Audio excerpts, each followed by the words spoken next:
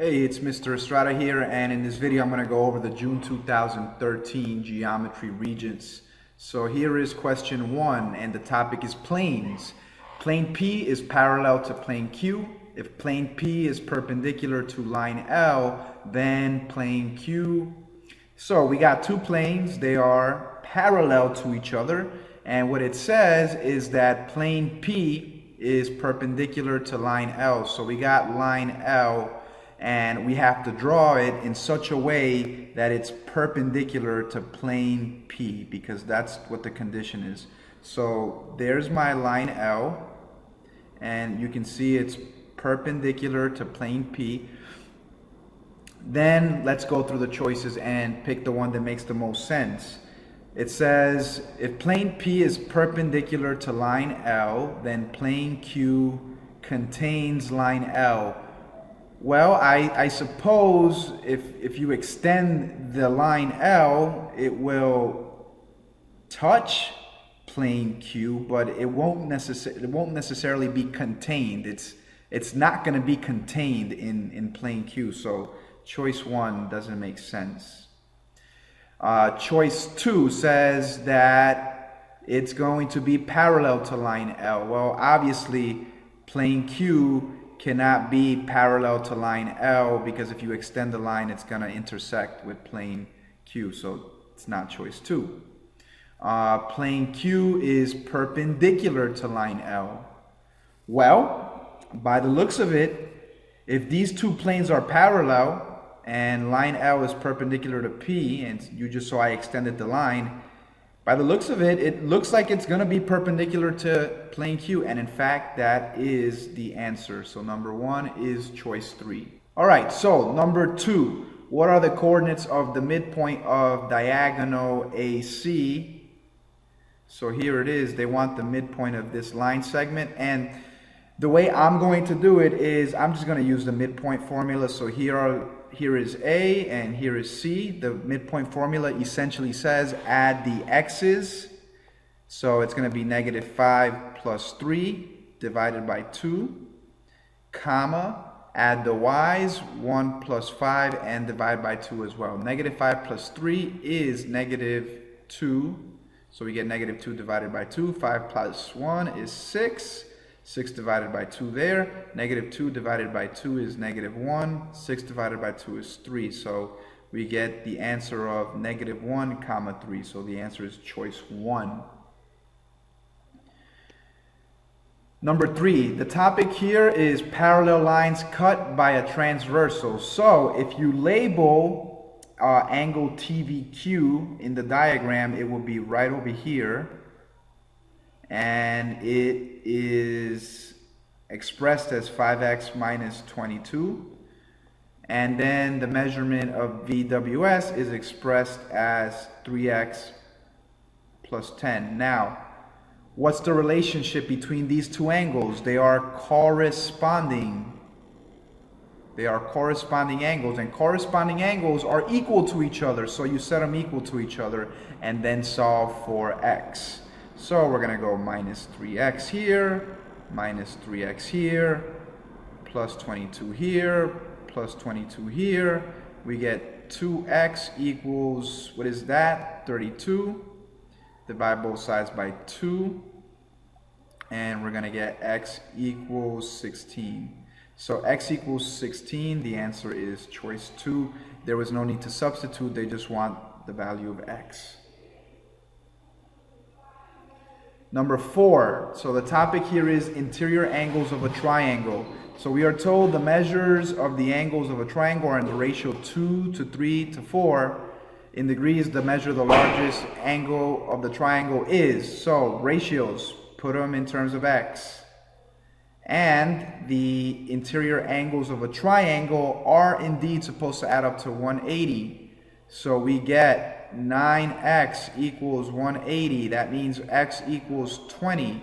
So if x equals 20, the largest angle is going to come from this 4x. So we get 4 times 20 equals 80. So the answer is 80.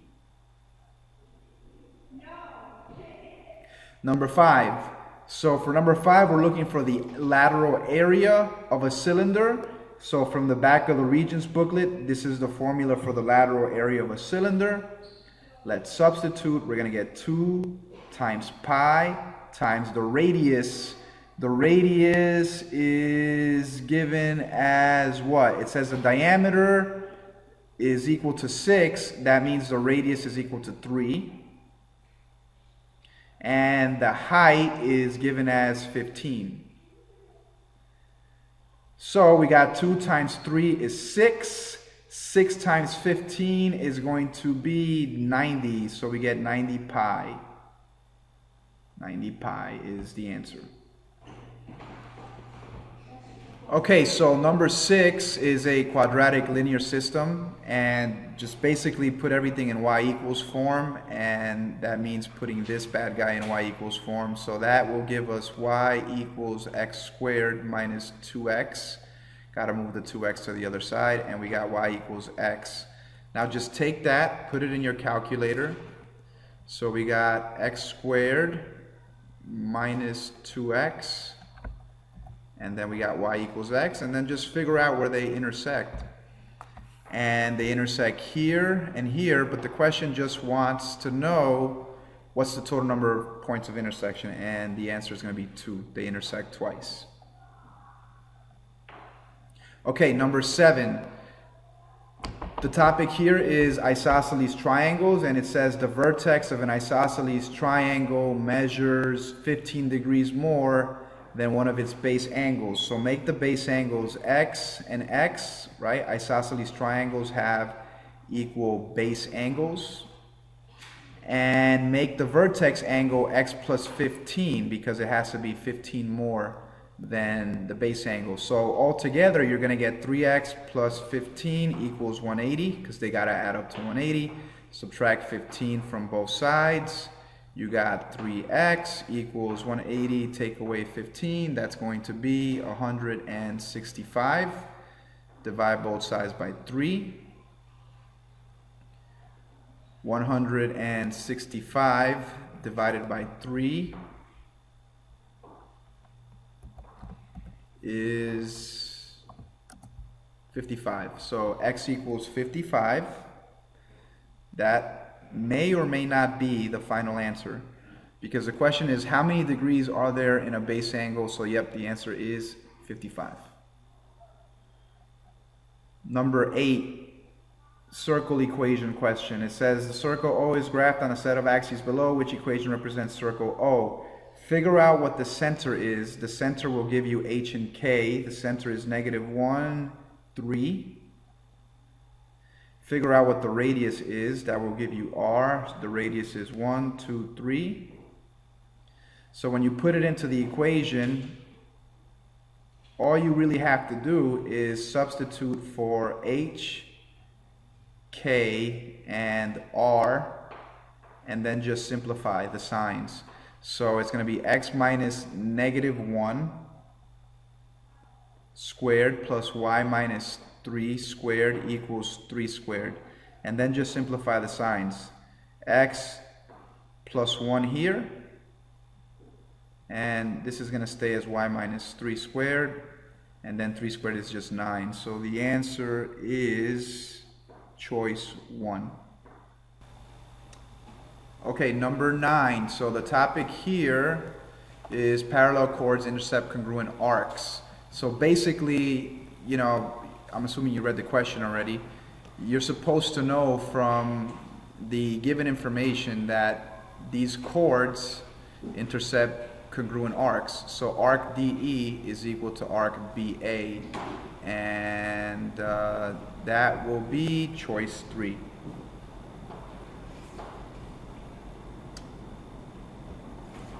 Number 10. In the diagram below, triangle AEC is congruent to triangle BED. This is a CPCTC question, which stands for corresponding parts of congruent triangles are congruent. So if these two triangles are congruent, all their corresponding parts must also be congruent.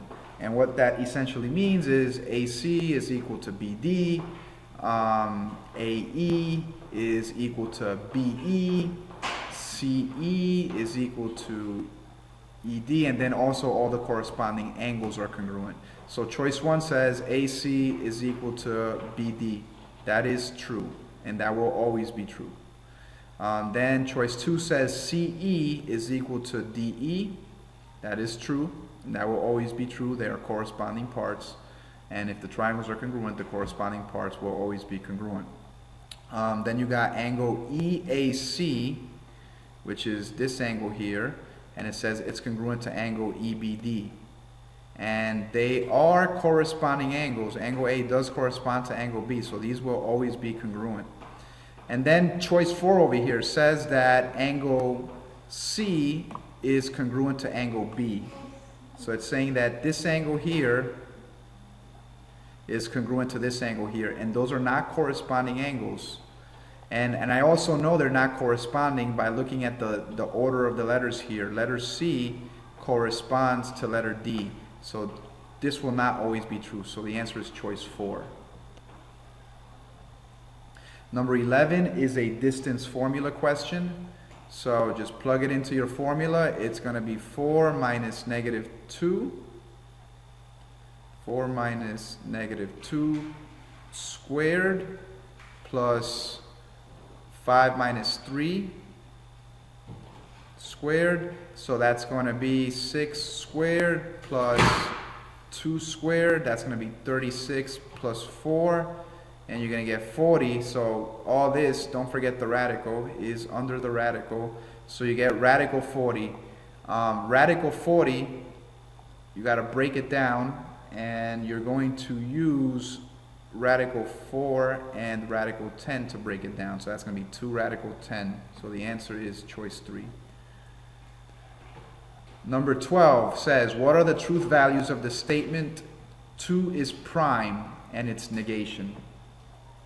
So the truth value of the statement 2 is prime. That is true. So the statement is true. That means that automatically the negation is false. Negation is false. So the statement is true and the negation is false. The negation will always have the opposite truth value of the conditional. Number 13 is the topic here is exterior angles of a polygon. So it says that one of the exterior angles is 45 degrees. So just take 360 divided by 45, and what is that? 360 over 45. Let's get my calculator here.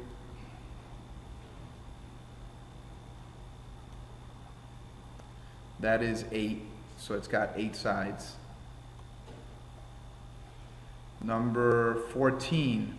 The properties of a rhombus. Okay, listen, so the minute you see that word rhombus, you should know all the sides are equal. You should know that the diagonals bisect each other. So that's equal to that, that's equal to that. And you should know that the diagonals are also perpendicular, meaning they form 90-degree angles. So then it says the length of diagonal AC is 12, so that means this is going to be 6 and this is going to be 6. And they want the length of BD, or DB rather. So make this X and make this X. And then this is just basically now a Pythagorean theorem question. Here's a right triangle. Use the Pythagorean theorem to solve for X, then double it and you get your diagonal. So it's going to be 6 squared plus x squared equals 10 squared. Maybe you can tell that's a 6, 8, 10 right triangle. So x is 8, which means the whole diagonal is going to be 16. So the answer is 2. Number 15, it's a surface area question. So the surface area equals 144 pi. Substitute for surface area and just solve for r. So divide both sides by 4 pi. And you will get r squared equals 144 pi divided by 4, and that's going to be, get my calculator for that, 144, I'm sure I could do it in my head, just get my calculator, so that's going to be 36, so r is going to be equal to 6. Oh, wait, But the answer is not 6, right? Because they want the diameter. So the answer is 12. Number 16. So one of the things that you need to know for this test is that the sum of any two sides of a triangle is greater than the third side. So they're saying which numbers could represent the lengths of the sides of a triangle. So we got to use process of elimination here, applying this theorem. So for choice 1, just if you do 5 plus 9, you're going to get 14. 5 plus 9 is not greater than 14. So the answer is not choice 1. 7 plus 7 is not greater than 15. So the answer is not choice 2. And then 1 plus 2 is not greater than 4. So the answer is not choice 3. 3 plus 6 is greater than 8. 6 plus 8 is greater than 3. And do the same for the other sides and you'll see that it works for any two sides. So the answer is choice 4. Okay, number 17. So put it in y equals form. You got 3y plus 2x equals 12. You get 3y equals negative 2x plus 12 because you're going to subtract 2x on both sides. So then you got to divide everything by 3. And you get y equals negative 2/3 plus 4. Now, what's the slope of the line perpendicular to this? Well, it's got to be the negative reciprocal, so that's going to be 3 over 2. So the answer is choice 2. Number 18. In the diagram below, point K is in plane P.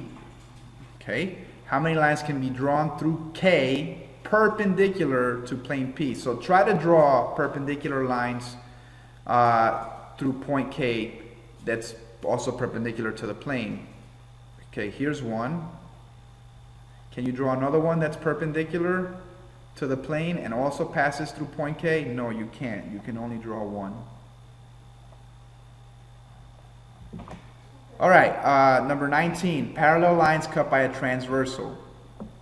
So what I like to do with this is just imagine that you got perpendicular lines here, extended.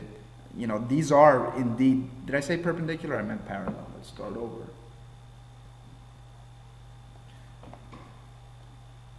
Number 19. So this is a parallel lines cut by a transversal question. So just imagine that these lines extended are parallel lines. They are indeed parallel lines. Just imagine them extended, and imagine this is a transversal extended. And that will help us. It says angle B is 123 degrees and angle D is 75 degrees. We won't even need that. You'll see why in a second. What's the measure of angle C? So they're talking about this angle C, by the way. So if you recall, when you have parallel lines cut by a transversal, you will have alternate interior angles. So you should be able to see from what I drew here that this angle here will also be 123. So if you want the value of x, it's just going to be 180 minus 123. 180 minus 123 is 57. So the answer is 57. Parallel line through a point. Put it in y equals form. So you get 2y equals x plus 8 because you got to add x on both sides. Divide everything by 2, and this cancels out. You get y equals 1 over 2x plus 4. Now, the line that's parallel to this is going to have the same slope. So the line I'm looking for has to have a slope of 1 over 2. And it has to pass through the point 4 comma negative 1, which means x equals 4. Y equals negative 1. All we have to do now is solve for the y-intercept. So we will get y equals mx plus b. Substitute everything you have and solve for b. So that's negative 1 equals 1/2 times 4 plus b you get negative 1 equals 2 plus b. This is a b, by the way. Let me write that over. So minus 2 on both sides. Negative 3 equals b. So the answer is choice 1.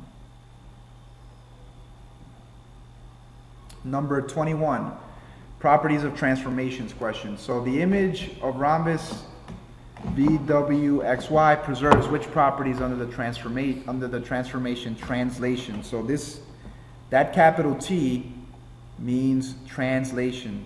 So a translation is being performed.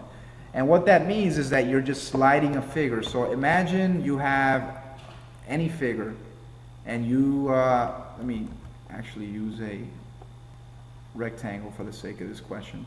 So you got this figure and you're going to slide it. So let's call it A, B, C, D. So imagine yourself sliding this figure.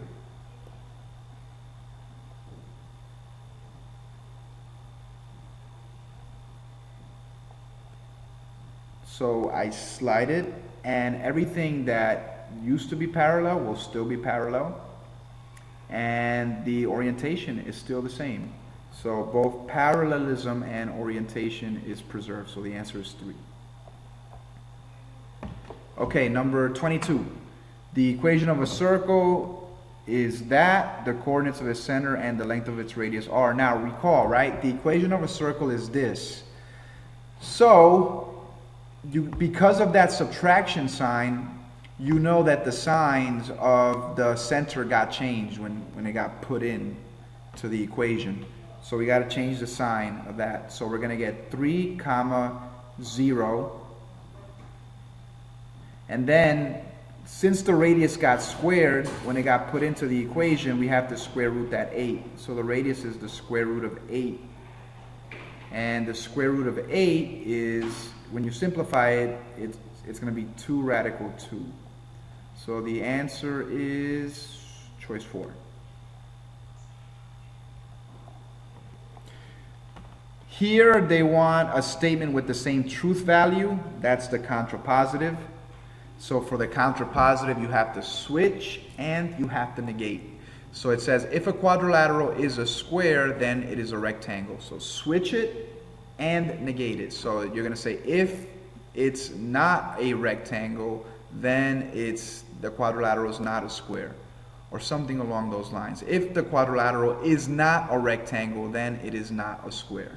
So the answer is 4. 24. So a centroid divides the median into a 2-to-1 ratio. This is 2 and 3 is not a 2-to-1 ratio. 3 and 4.5 is not a 2-to-1 ratio. 3 and 6 is a 2-to-1 ratio. That's the answer. All right, so here, exterior angle equals the sum of the remote interior angles. So let's write the exterior angle. Set it equal to the sum of the remote interior angle. So that's going to be 4x plus 110. So we got ourselves a nice quadratic here. And with these quadratics, you know you got to set them equal to 0. So minus 4x, minus 4x, minus 110, minus 110.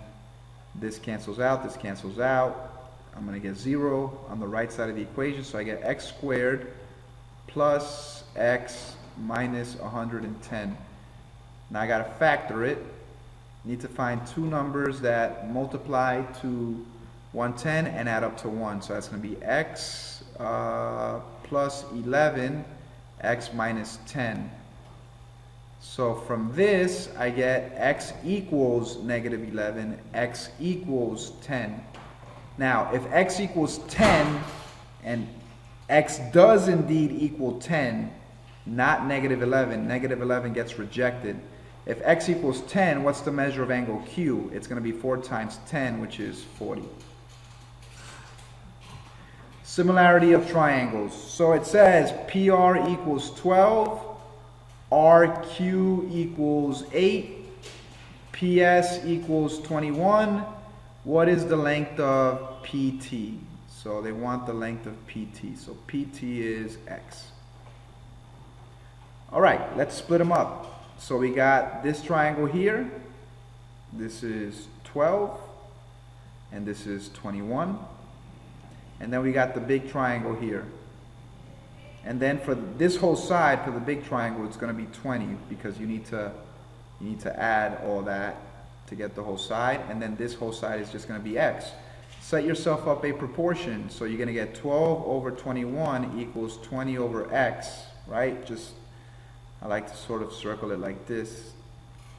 Helps sometimes, right? 12 over 21 equals 20 over X. 20 times 21 is going to be 420.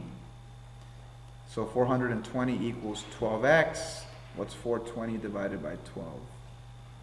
420 divided by 12 is 35. So x is 35 and x is indeed PT, so the answer is 35. Number 27, this is a partition postulate question. And it says, which reasons can be used to prove that Wx is congruent to YZ? And we are given that Wy is equal to XZ. Okay, so Wx plus xy is equal to wy. Keep that in mind. This plus this is equal to wy. Also, xy plus yz is equal to xz. Now, it says here that wy is equal to xz. It says it right over here. Wy is equal to xz.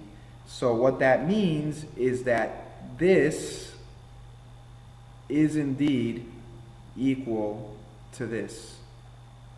So I can say wx plus xy equals xy plus yz. Now, I could just subtract xy from both sides, and I'm left with wx equals yz. See, wx, yz, I proved it. They're equal to each other. Now, how did I do that? How was I able to prove that? Well, I used the transitive property and the subtraction postulate. Okay, number 28, another circle question. So they give you here the endpoints of the diameter. So one of the things you can do is just plot those points in the graphing paper that's provided for you in the back. And you can actually just take a compass and put the compass at the center, extend it to the endpoint, and then just form a circle from there. And that's what I'm going to do right now. You'll see. So here, let me just plot the center first. So the center is right over here. Put the compass there. Open it up to the endpoint. Make a circle. Okay, so you can see from here that the center, H and K, is, what is that, 2, -4. So that's your H and K. And you can see that the radius is 1, 2, 3, 4, right? The radius is 4.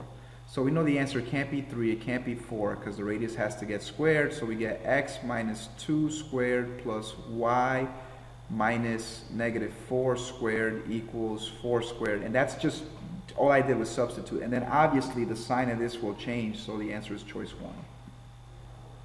So we got point B, it's 5, 1. And we got point C, it's -3, comma, -2.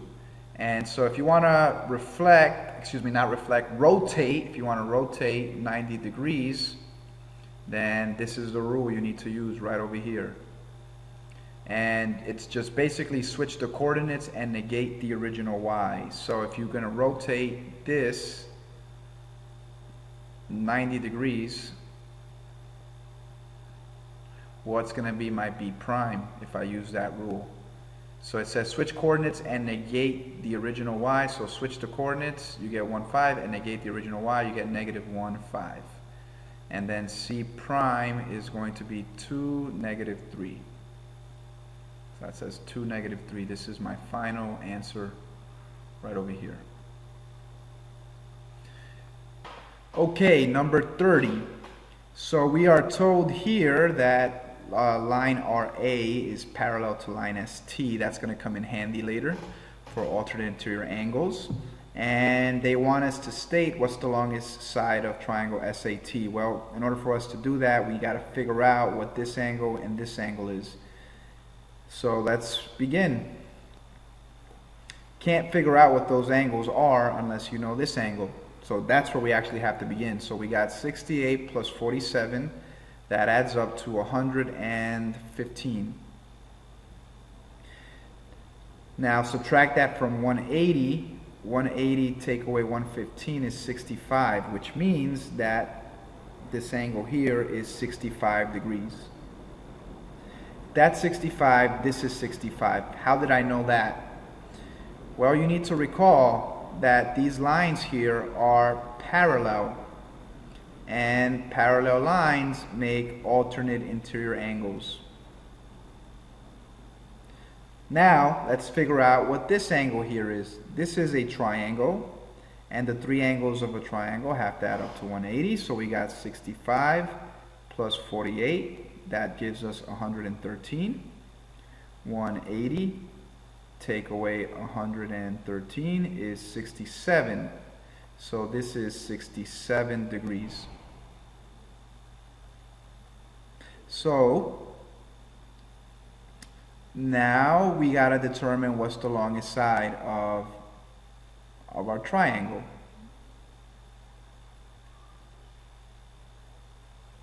The longest side of a triangle is across opposite from the largest angle. The largest angle is this 67 here. The side across from it is ST. So ST is the longest side for this reason here. All right, number 31. So let's go ahead, label the given information. It says AD is 8, DC is 10, and they want us to find AB. So AB is X. All right, so we got to split our triangles. So the little one, just redraw it. There's no need to flip, no need to rotate. The medium one, we're going to rotate, and then the biggest one, we have to reflect it and rotate it so that it's oriented like the other one. So I'm going to go ahead and show you how I do that right now. So the little one, let's just take the little one, put it right over here. This will be X, this is 8, right? All I did was just, I took it, drew it right there. No need to rotate, no need to flip or anything like that. Now the medium one needs to be rotated so that it's oriented the same way as the other one. So let's take it, let's rotate it, and now you can see it's oriented the same way as this. And then that, of course, is 90 degrees. And this is 10. So the 10 is going to be up here because they got rotated, remember? Now the big one. So that it's facing the same way as the other ones, you have to flip it and rotate it. Another word for flip is reflect. So you have to reflect and rotate. So let me reflect it and let me rotate it. So you can see there, right? It's oriented just like the other ones. This is the 90-degree angle. And it's very easy to see, right? The hypotenuse is the longest side, right? It's across from the 90-degree angle. So I know 18 has to be here. And that X has to be here because they got flipped and rotated, remember? And then you have yourself a nice proportion here. X over 8 equals 18 over X. So I got x over 8 equals 18 over x. 18 times 8 is 144. X times x is x squared. Square root both sides. You get 12 equals x. So we could say AB equals 12. Final answer. All right, so for number 32, we basically have two prisms. We have a square prism and a rectangular prism.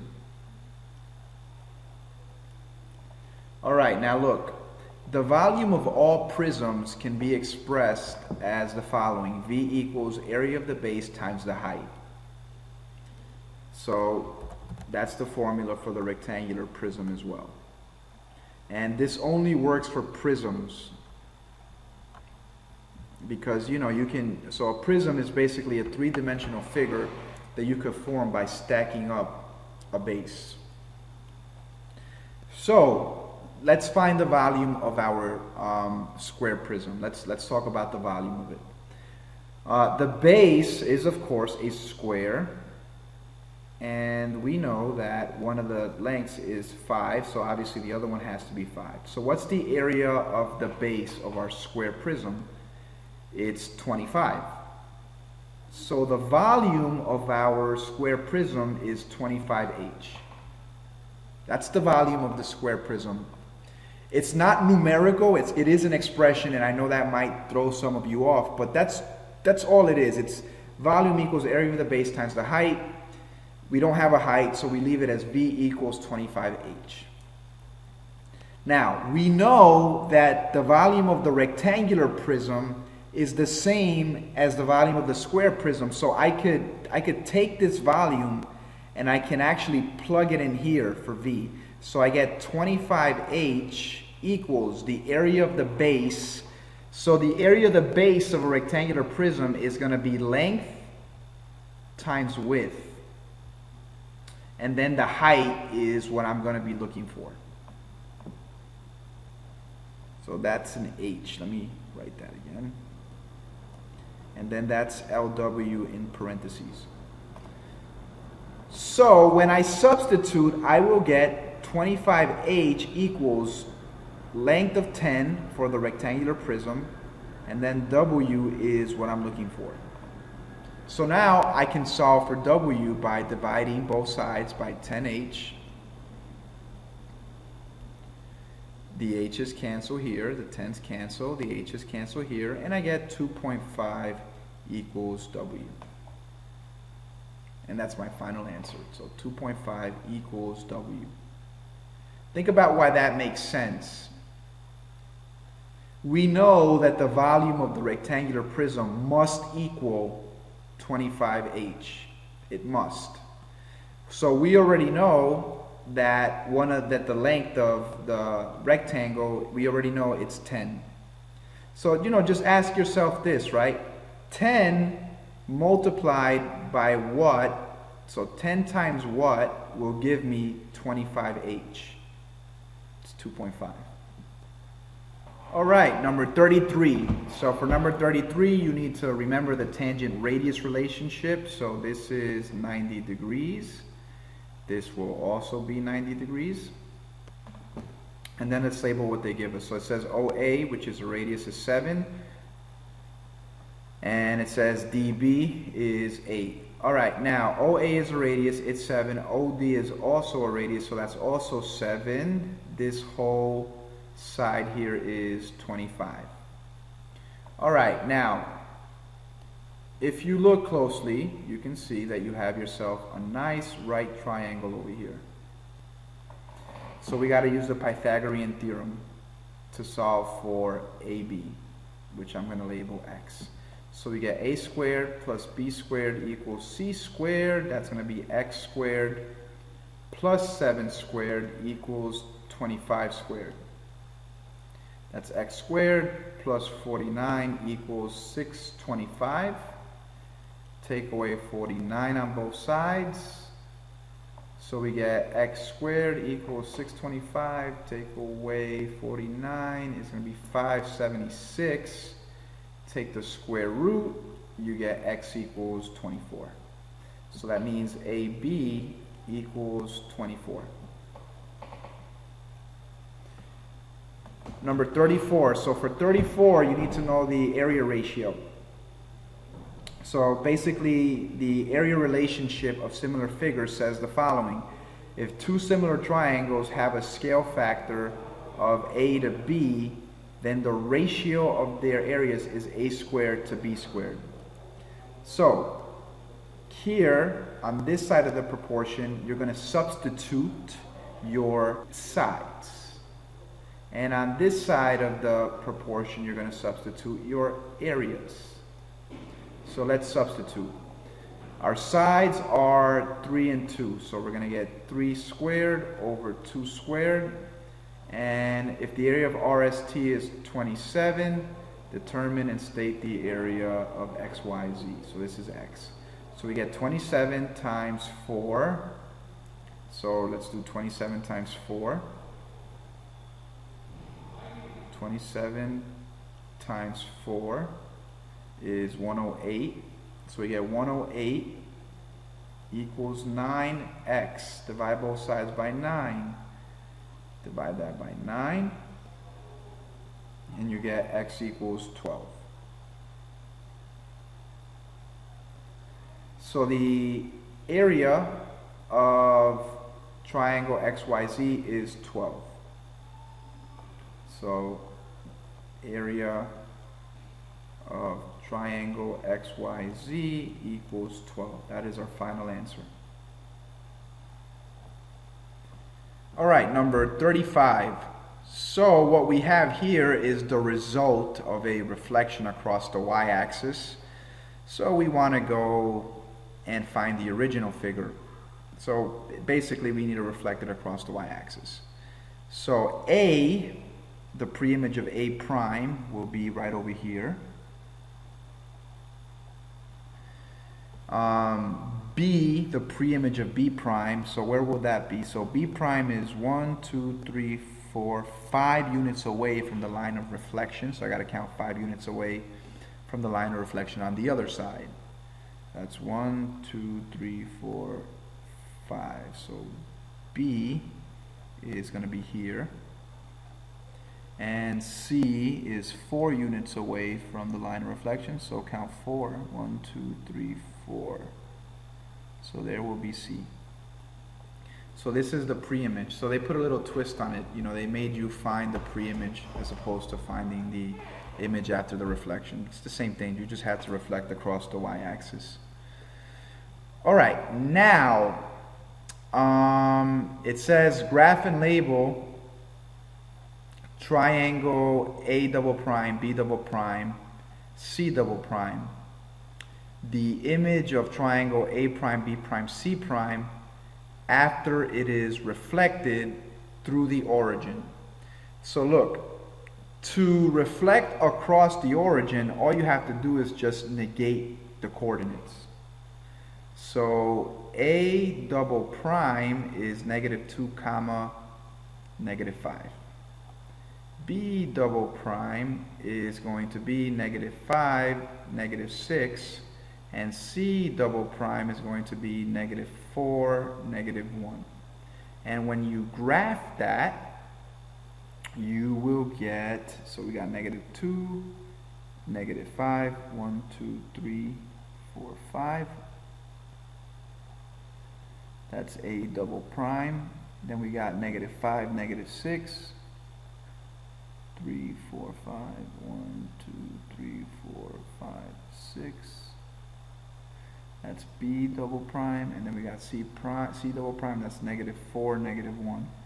1, 2, 3, 4, -1. That's C double prime right over here. So we get an image like this.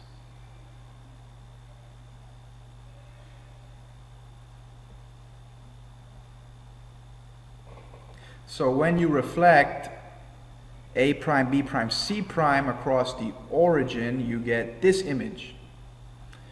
Then it says state a single transformation that will map triangle ABC onto triangle A double prime, B double prime, C double prime. So they're basically saying, look, figure out a way so that we go from A, B, C to A double prime, B double prime, C double prime without doing the reflection across the y-axis.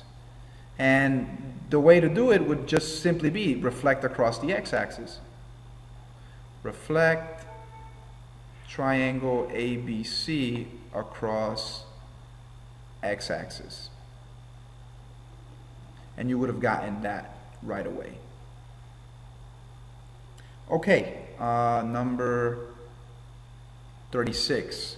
So we got a locus question. So it says sketch the locus of points 2 units from the x-axis. So here is the x-axis. We want to sketch the locus of points. So that's all the points 2 units away from there. So you should know by now, locus of points, fixed distance from a line, is going to produce 2 lines. So let's go ahead and do that. So here is going to be one of the lines, and here will be the other. Then it says sketch the locus of points 6 units from the point 0, 4. So the point 0, 4, 1, 2, 3, 4 is right over here. And then 6 units from a point, that's going to produce a circle. So we get a circle 1, 2, 3, 4, 5, 6, because the radius has to be 6. And I'm going to make that a dotted circle. I know I always emphasize in the class, make sure your loci are dotted because it makes it easy to see where the loci intersect. So from this, you can see that you're going to have intersection of loci in 3 places. Here, here, and here. Not here and here, because that's not a loci. All right, using a compass and straight edge, construct an equilateral triangle. So let me get my compass out. You want an equilateral triangle, you need to open the compass the same exact length of the line. Swing an arc. Keep the compass setting the same. Do the same thing on the other side. Swing an arc. Now you have yourself an equilateral triangle. From here, let me get a solid line. So from here to here, and from here to here. All right, now you should know by now that the angles of an equilateral triangle are 60 degrees. So if they're asking you to construct a 30-degree angle, all you need to do is construct the angle bisector, right? Because the bisector is going to cut the 60-degree angle in half. So we have to do the bisector of angle A. So let's go ahead and do the angle bisector of angle A. So that means put the compass on point A, swing an arc, and then you'll get 2 points of intersection, one here and one here. Keep the compass setting the same, put it on one of those points of intersection, swing an arc, put it on the other point of intersection, keeping the compass setting the same, swing an arc, connect from the vertex to where those arcs intersect, and that's your 30-degree angle. You know this is 30 degrees and this is 30 degrees. Number 38. All right, so here you have yourself a coordinate plane proof. They want you to prove that it's a parallelogram. In a parallelogram, the opposite sides are parallel, so you have to demonstrate that the opposite sides are parallel. So how do you show that sides are parallel? You need slopes. So these slopes over here prove that it is a parallelogram. So I wrote over here, JKL is a parallelogram because opposite sides are parallel. Here's the proof. This is the proof right over here. You see JK is parallel to LM because they have the same slope. JM is parallel to KL because they have the same slope. So I proved it's a parallelogram, just like that. Then it says, prove that it's not a rhombus. So, in a rhombus, the diagonals are perpendicular. So if I could show the diagonals are not perpendicular, then I would prove that it's not a rhombus. And I did that right over here. So JKLM is not a rhombus since the diagonals are not perpendicular. So these are the slopes of the diagonals, KM and JL, and they're not negative reciprocals. So if they're not negative reciprocals, that means the diagonals are not perpendicular. All right, I hope this video helps you review for the Regents. Take care.